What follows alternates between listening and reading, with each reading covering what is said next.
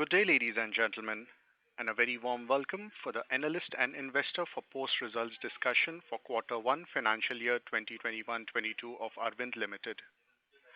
As a reminder, all participant lines will be in the listen-only mode, and there will be an opportunity for you to ask questions after the presentation concludes. Should you need assistance during the conference call, please signal an operator by pressing star then zero on your touchtone phone. I now hand the conference over to Mr. Samir Agarwal. Thank you, and over to you, sir.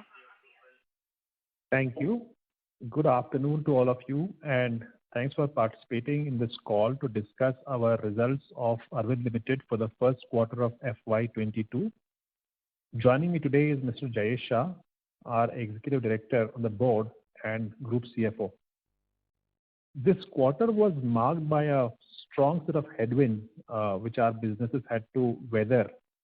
And I'm very happy to say that we delivered a relatively strong performance in that backdrop. So there were four sets of challenges which were kind of faced by the businesses. First is related to the lockdowns.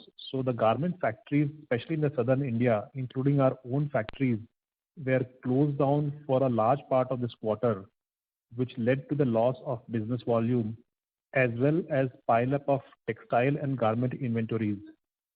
Factories which were open, including those in Ahmedabad area for us, faced significant absenteeism as wave 2 impacted our employees and their families. Overall sentiments remained subdued in April and May in terms of domestic market, which led to the deferment of buying by domestic buyers, both at the retail level as well as the wholesale level. So this closure and reduced offtake in the domestic business drove higher inventory levels, which reflects in our working capital as well. The exports business did well, but they faced continuing challenge around logistics availability and high freight costs. Overall, all input costs, including fuel, packaging, and freight charges, of course, including cotton and yarn as well, continued to put a lot of pressure on our bottom line. On the other side, in terms of positives, what we see is that the bounce back in June has been quite assuring, and July continued the positive sentiment at the retail level. We have also started seeing initial traction on the revival of wholesale buying from our large domestic customers. Export demand remained strong throughout the quarter. All our US customers reported strong growth in quarters ending May or June and have upped their guidance for the rest of the year. So if you see their commentaries, they're quite positive as well. European brands and retailers have also started coming out with positive commentaries around the outlook. So our export businesses continue to remain strong, and that's a really positive driver for us. Further, our businesses have made strong progress on efficiency gains and cost management, which has helped blunt some of the impact of the input cost increases. In order to offset the impact, we also have secured price increases in most segments we operate in.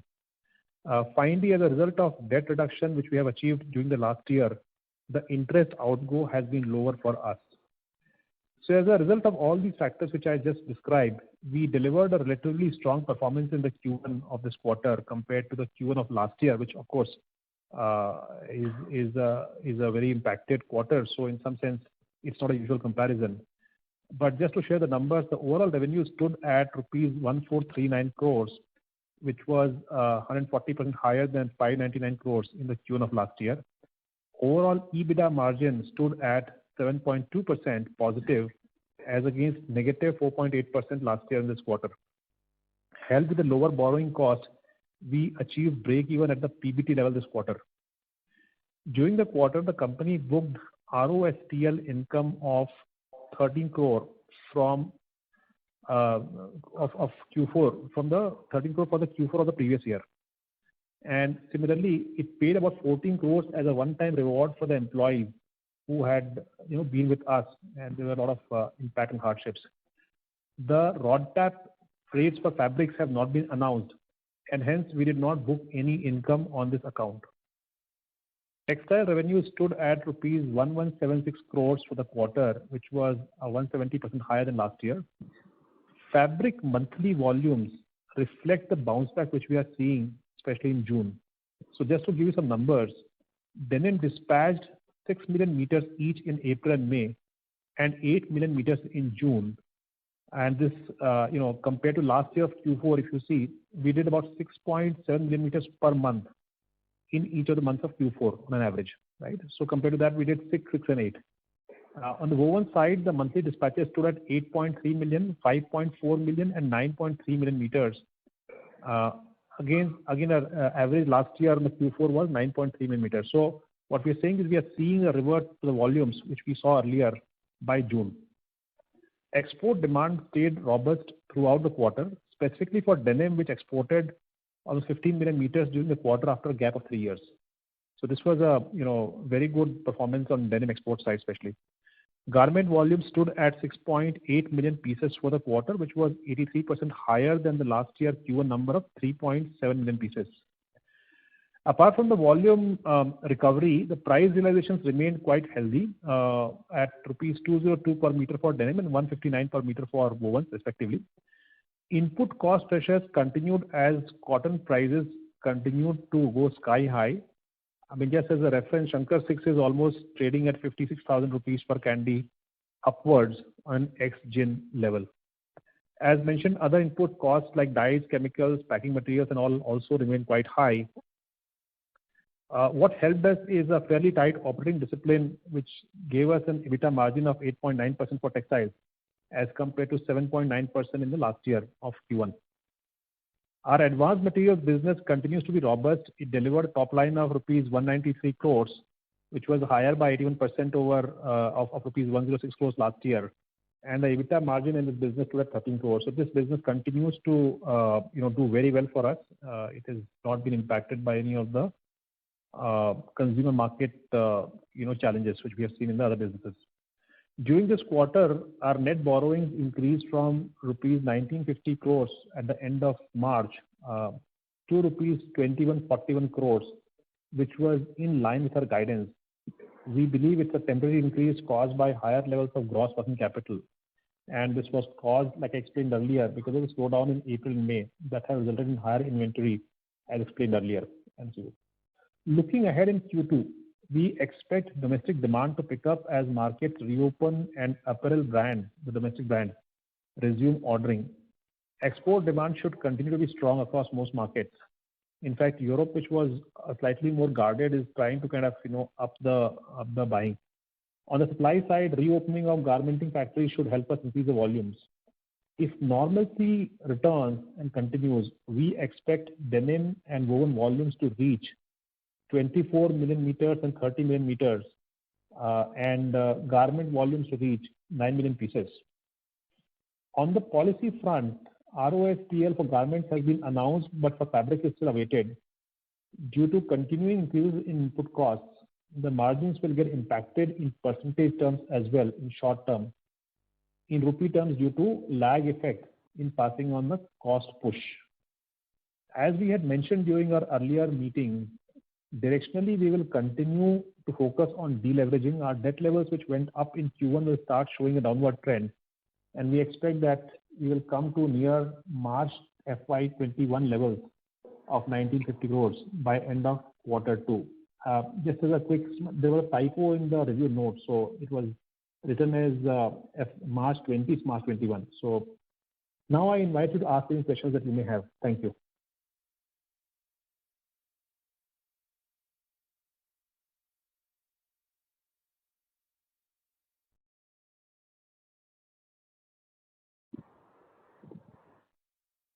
Sorry, sir. Shall we start taking questions, sir? Yes, please. Thank you very much. Ladies and gentlemen, we will now begin the question and answer session. Anyone who wishes to ask a question may press star and 1 on your touchtone phone. If you wish to remove yourself from the question queue, you may press star and 2. Participants are requested to use handsets while asking a question. Ladies and gentlemen, we will wait for a moment while the question queue assembles.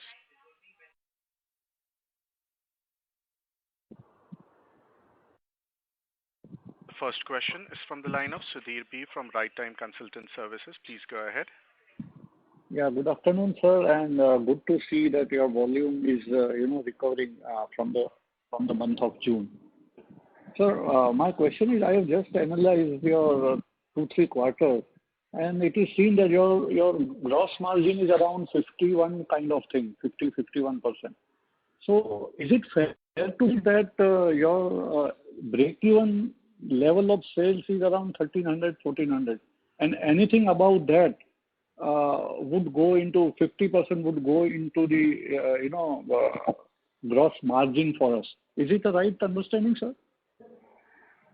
No. I think our contribution level is not, I think one should look at not the gross margin, but the contribution level. And the contribution levels are in the range of about 29% as a company. So any incremental sale beyond the break-even sales would contribute 28 to 29% towards the profits. So what would be our break-even sale? Is it around 1,350, 1,400 kind of thing? At what level are you looking at break-even? EBITDA level? Yeah. PBT level, in fact. Oh, PBT level. So PBT level, as you saw this quarter, it was 1,400 crore and we almost broke even. So that would be the level. That would be the level. And how do you see that as an industry as a whole, there is a lot of buzz around the textile. So how do you see that, particularly in the export market, how do you see that sector performing, particularly garments and woven, in the international market in view of China factor and also, opening of the economy over there?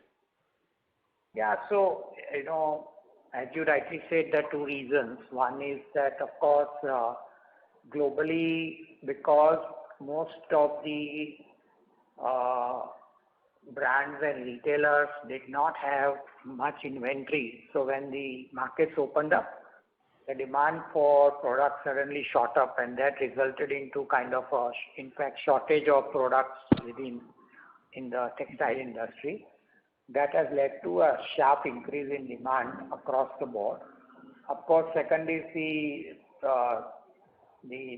China factor, as you said, that there are certain customers who are opting to rebalance their portfolio of purchase, and that is helping to some extent India as well.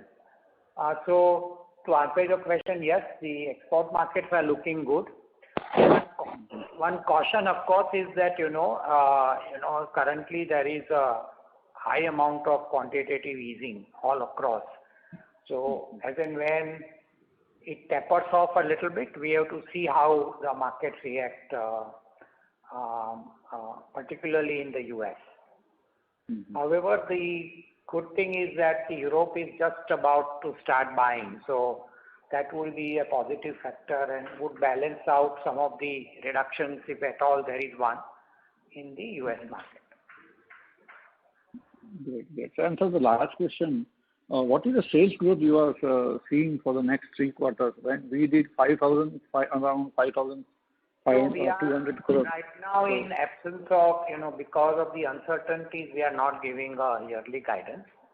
Also, please keep in mind that the sales is going to go up very sharply because of the inflation on prices and the cost.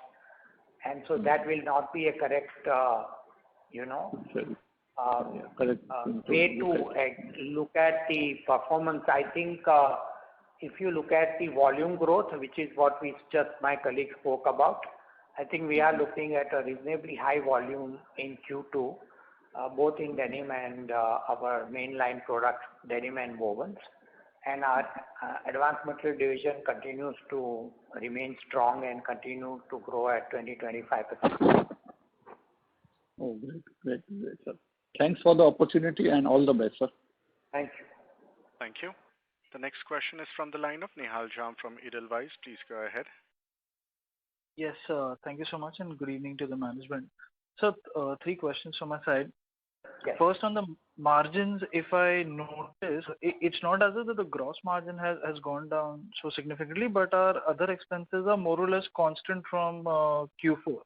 So is it right, as you said in your opening remark, that if I bifurcate that the impact of the freight cost and these other components is much higher on the margins versus, say, the cotton price hike, is that a right reading, first of all?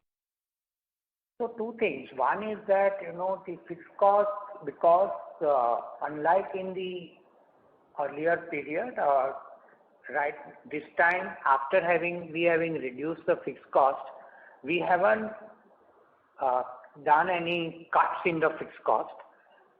Even though the plants were not operating, unlike in the past where we had, reduced salaries and all of that. So the fixed costs are, at a lower level but remaining now constant. The Q1 impact, is that because when you operate plants in a suboptimal manner, there are a lot of hidden, semi-variable costs which hit you. And that is why it will not give you any kind of a very clear indication of what's happening on the margin front. So, what the way we would look at it is on the days when the plant ran full, like in the month of June, we were in a reasonably good shape as far as margins are concerned or EBITDAs are concerned or contributions are concerned. But April and May would give you a very, very awkward, because some days the absenteeism will be 15%, some parts of machines will not work, some will work and all of that. So, however, on margin front going forward, there is, as I was just mentioning in the earlier question, there is a very sharp cost increase which has happened in the month of April, May and June, and we have 3-4 months of lag because we have orders for 3-4 months at any point in time. So as we keep on, taking new orders, we keep on changing price for taking care of the inputs. Since the price rise is very high, the rupee margin as well will also take a few months before it goes back to where it was in Q4.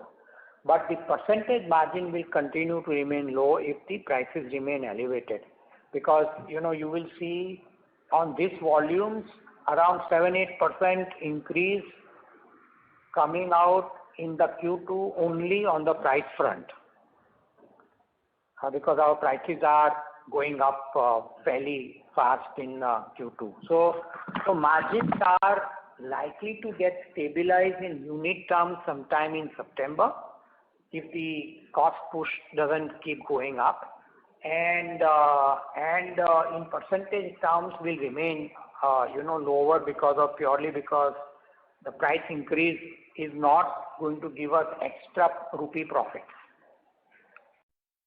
Understood. Just on the unit terms, but we've managed to keep our contribution per unit constant to factor in for all the inflation that is currently happening? No, not in Q1. It is just at the gross level you are seeing possibly. But I think if you look at the contribution level, we were lower in Q1. Understood. Yeah. So moving on to the next part, as I noticed that the woven segment has seen obviously quite a strong improvement, especially on the export side, whereas garmenting, which naturally has a much higher proportion of exports, maybe was not able to see that improvement. Nehal, in Q1? Yes, in Q1 only, I was saying. Out of 90 days of Q1, 45 days, the factories in Bangalore were shut, actually. Okay. Yeah. So, in this time, what happened was that the Karnataka, where most of our garment factories are situated, had, allowed most industries to function, but singled out garment industry because it is a very high, the number of people who work in a small factory are very high. And they didn't want that chance, so they had specifically prohibited garment factories to operate for almost 45 days. Understood. The last question from my side was that you've given this disclosure, but just to have a better sense in the future that what proportion of our revenues are eligible for RoHCTL and what proportion of the revenues are eligible for RoDTEP?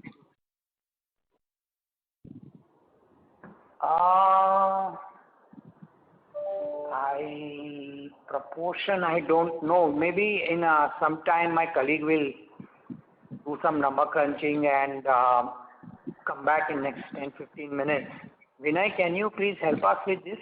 Yeah. So Jayesh bhai, we can approximately consider 50%.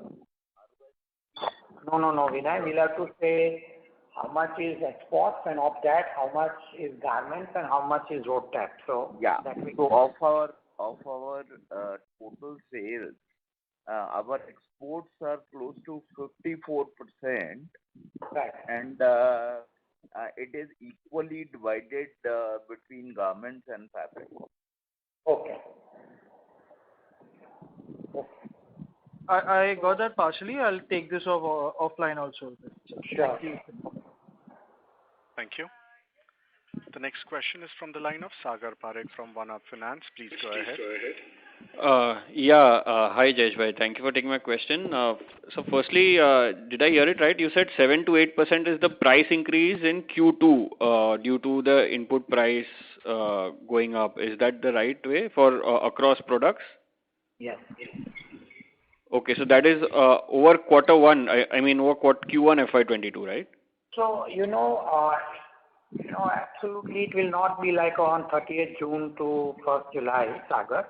Okay. I'm just giving you an indication. Like for example, we are taking a 4-5% increase in certain products starting 15th of August. Some price increases happened. So it is. I'm saying at the exit you may see that number. You may not see it on 1st July as a number. Okay, so this contribution level of overall of about 26.8% for quarter one, as you said that, despite the price increases, the percentage might remain lower. So this would be 26-27% would be a sustainable number going forward? Q2 should be, yes. It should be. If the price, if the prices remain elevated but remain steady, right. This percentage is whole. But if the cost keeps rising, we will continue to have that lag effect for a few months. Correct. But if the prices cool off, then this contribution level then keeps going up. In fact, in percentage term, when if prices were to come down, our percentage margin should ideally improve because you are calculating in percentages. So, right. If my cost goes up by 10 rupees a unit and if I increase price by 10 rupees, the percentages will drop. Yeah, understand. And vice versa would also be true. So. Okay, and secondly on this Ethiopia, last year we saw, losses continuing in FY21 also. So in quarter one, how has Ethiopia been? Ethiopia has been marginally profitable, though they were also affected, but it has turned profitable since Q or H2 of last year. Correct. So Q1 would be still profitable at EBITDA level or PBT level?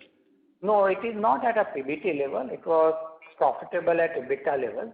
Some of the profits are also getting booked in our Dubai company because of the way the trading arrangements are. Okay. Purely from an MIS perspective, if I were to look at it, Ethiopia operation is profitable. Okay, so has that also got impacted during the quarter due to some local level lockdowns over there, or Yes, it was across the board. Also, there is a challenge also.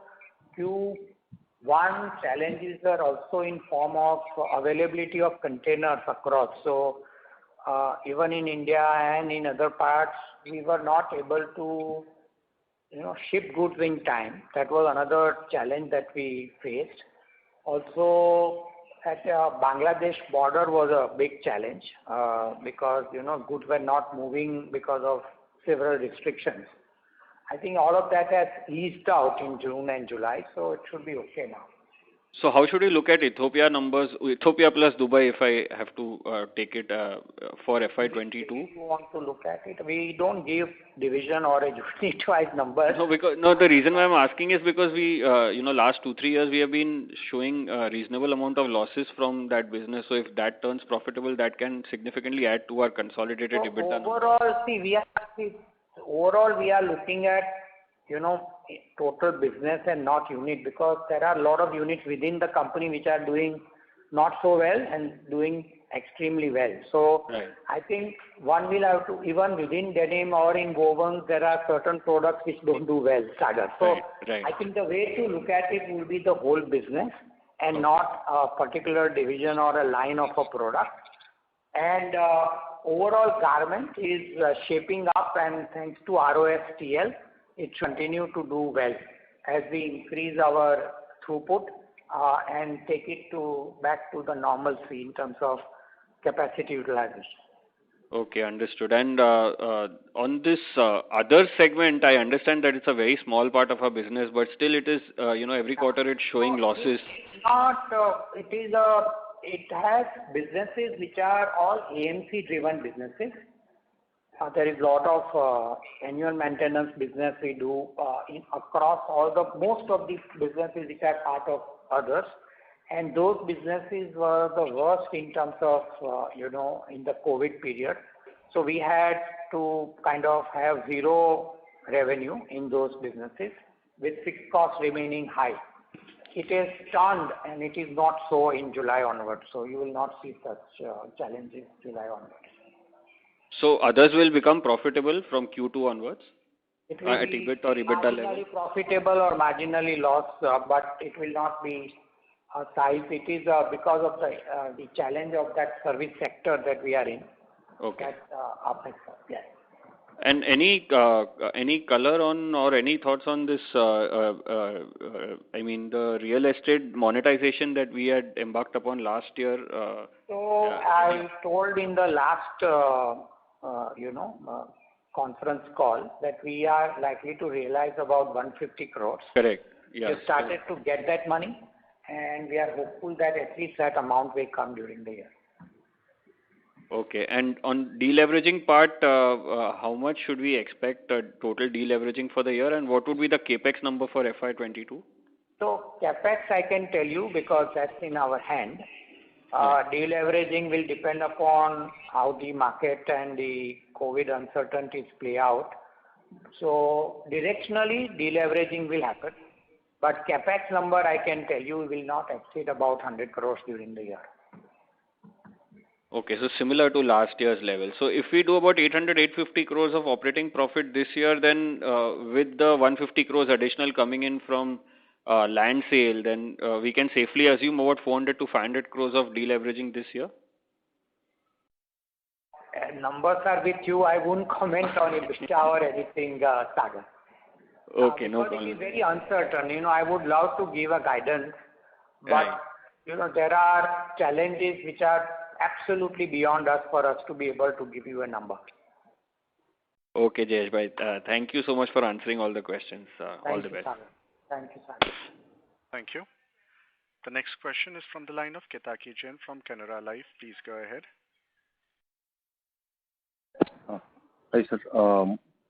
My question is with regard to the ramp up.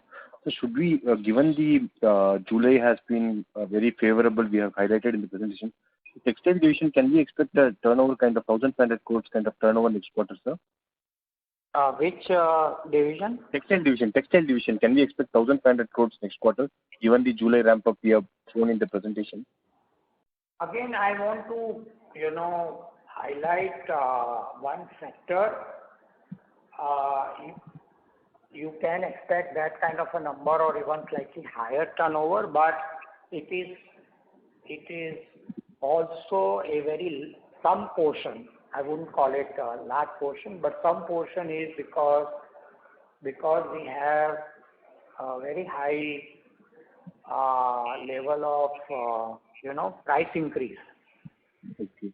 Which will affect the overall sales, or rather the sales will get inflated to the extent. But in short, answer to your question, yes, it is possible for us to have that kind of turnover in this quarter if everything remains normal and there is no lockdown. Sure, sir. Sir, then my question is with regard to our subsidiaries. So last year we had shown in the annual report 14 crore loss in the Westech Canada and 52 crores kind of loss in the Arvind Smart Textile. So how do you expect in these subsidiaries performances? So we do not look at individual company performance, as I just mentioned. The overall, the Smart Textile is a company which is running some of the garment plants, and garment plants were one of the worst affected plants in the last year. This year, as we said, that it is coming to normalcy, and we are hoping that the business will, garment per se business will turn profitable. Sir, any incremental cost reduction initiatives we are trying to improve cost structure, sir? So it's a continuous exercise, but nothing very drastic or significant, as we implemented a very large cost rationalization program last year. So, but it is always a continuous exercise. Sure, sir. Thanks, sir. Thanks a lot, sir. Thank you. Thank you. The next question is from the line of Prerna Jhunjhunwala from B&K Securities. Please go ahead. Thank you for the opportunity. Sir, I wanted to understand your geographical exposure of sales with respect to US, Europe, and other countries. So 46% Prerna is India. Okay. Yeah. So that's easy. That's easier. Within 54%, I would consider almost 2/3 of that would be US, and about 20% will be Europe, and balance will be rest of the world. Okay. And sir, given there is no lockdown, what kind of garment volumes now we can see for the entire year? I think I missed that commentary if you've given it earlier. So, if I were to, say there is no lockdown, then of course Q2 will be a little slower to start because the ramp up is happening in July, but August, September should get to normalcy. So with that, we are expecting, to reach a run rate of 12 million or so per quarter in H2. 12 million per quarter. Okay. So, sir, also wanted to understand from China Plus One perspective on this garmenting thing, how is the demand per se from? From our side, we have a very limited capacity, and for us to fill that capacity is not at all difficult, because garment for us is an extra added layer over our main business, which is fabric business. And so if we are selling, say, 10 million meters of denim to one customer, we do 1 million of that customer in garment form, and 9 million we give them in fabric form. So filling orders for garment is not always, it is always possible. So we will not be the right company to understand the garment scenario in the country, honestly. Because for us it's a vertical integration, and if we are selling, lot of fabrics to a company, and we take some orders when they want us to do some orders in garment form, we do it. We don't chase them for garment orders, we chase them for fabrics, because that's our main business. So we are not the right company to look at, what happens to garment in the industry in the country.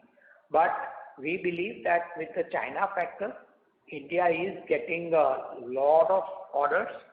I think India across the board is filled with the orders for garments, which we see in our, orders that we get for fabrics from various garment factories. I think India is constrained by the capacity and the efficiencies that we have. Now that ROSTL has also been brought back, I think it's a great opportunity for Indian companies to grow garments. Okay, so my last question is how to look at this company from a 3 to 5 year perspective, if garment is not the way going forward, and you were not looking at major investments in fabric as well? No, I think what we are looking at is if you look at, we invested heavily in FY20 and also in 19, and then as we were ramping up, we could not, and the COVID hit us, and then 18 months we've not been operating at full utilization. So I think we have good, I would say leg room for us to grow by 8 to 10% for next 12, 18 months without any capex. Beyond that, we are selectively investing. We are not doing large capexes, but we are doing selective investments. In product categories where we believe we'll be able to maintain lead and maintain differentiation and pricing power. So we are investing in athleisure fabrics. We are investing in indigo knits. We have gone into knitted fabrics for indigo as a business where we almost reach 100% utilization in Q4. We are investing in polyester-based fabrics again, man-made fiber fabrics. And a very large focus is also on advanced materials. So we would, at appropriate time, talk about what is our next 3 years plan in that. In next 3-4 months, we'll possibly talk to all of you. But we have an ambitious plan for advanced material business. We would, after maybe a loss of 1 year or 1.5 years, we will reach hopefully 1,000 crore mark this year. And we want to rapidly grow at a much faster pace than what we've done in the past in this business. So we have good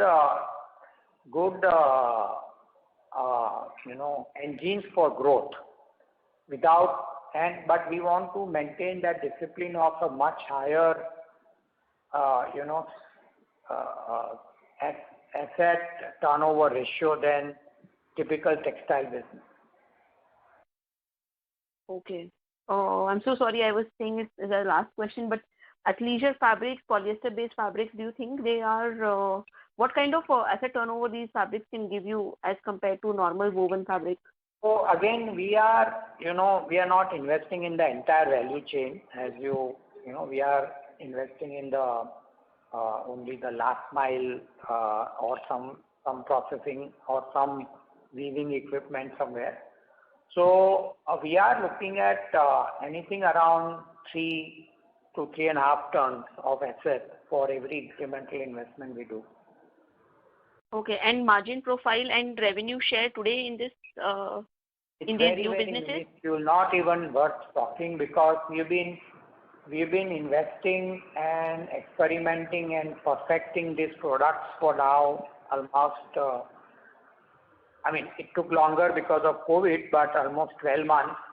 We are now at a level where we are confident that we can achieve our internal goals of certain margins and certain product differentiation. So now we will ramp it up as when the times get to normalcy. And today we don't believe we should take any risk because things can go wrong in the coming 3 to 6 months. Okay. So no further investments in garmenting for the time being is... For this year, no. Okay. Okay, thank you, sir. I'll come back to the question queue. Okay, thank you. Thank you. Due to time constraints, we will take the last question from the line of Rishabh Jain from DSP Mutual Fund. Please go ahead. Yeah. Hi, sir. Good evening. So just one question on garmenting, which has remained... we have expanded quite rapidly, and but the ramp up we had this COVID issues and all. This quarter we did a 270 crores kind of top line, and you mentioned we can do 12 million pieces, which is almost doubling of what we have done in Q1. So with this kind of turnover of around 500 odd crores, what kind of margin garmenting business can do, let's say, going forward? For us, we don't necessarily look at garmenting business and a margin of the garmenting because we have the concept of a four-wall vertical margin only. And we, as I was telling on context of some other question, is that we look at our customer level profitability and we provide them, extra service in form of very complex, small garment orders as well, so long as overall customer is, giving us enough business and the profitability. So for us, independent garment margin is not the criteria to look at from internal perspective. So that is, I think, that whole thing about comparing our garment margin with another company's garment margin, possibly we don't look at it that way and we would not recommend one who looks at it that way. For us, it is a four-wall that we look at. However, if I were to completely separate and see what could be the garment margin in our context, despite all the inefficiencies that we purposely let it be because we want to earn on our fabric business from a customer, it can still be in the range of 8 to 9% with the current ROSTL rates. Understood, sir. Got it. Thank you. All the best, sir. Thank you. Thank you. Thank you very much. I now hand the conference over to Mr. Samir Agarwal for closing comments.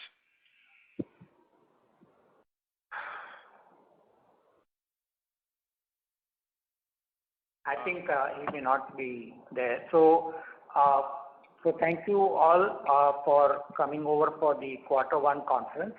I look forward to meeting you all in the month of maybe end of October for Q2 results. Thank you. All right. Thank you. Thank you very much. Bye-bye. Ladies and gentlemen, on behalf of Arvind Limited, that concludes this conference call for today. Thank you for joining us, and you may now disconnect your lines.